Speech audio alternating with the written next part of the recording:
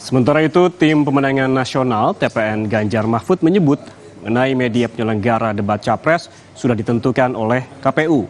Menurut Ketua Tim Pemenangan Ganjar Mahfud, semua media berhak mendapatkan kesempatan untuk menggelar debat Pilpres. Salam kebajikan dan salam sehat untuk kita semuanya.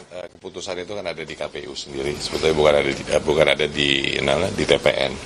Namun kita perlu menghormati semuanya. Kita perlu menghormati semuanya karena tadi katakan bahwa saya rasa semua media itu sudah berlangsung dengan mencoba menjalankan dengan sebaik-baiknya. Dan tadi bahwa mestinya ini kan diberikan kesempatan pada semua media.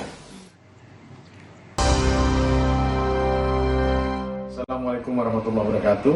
Saya Rahmat Bagja, Ketua Bawaslu Republik Indonesia, mengucapkan selamat tahun baru 2024 kepada seluruh pemirsa Kompas TV.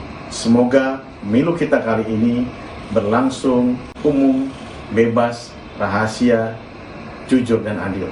Wassalamualaikum warahmatullahi wabarakatuh.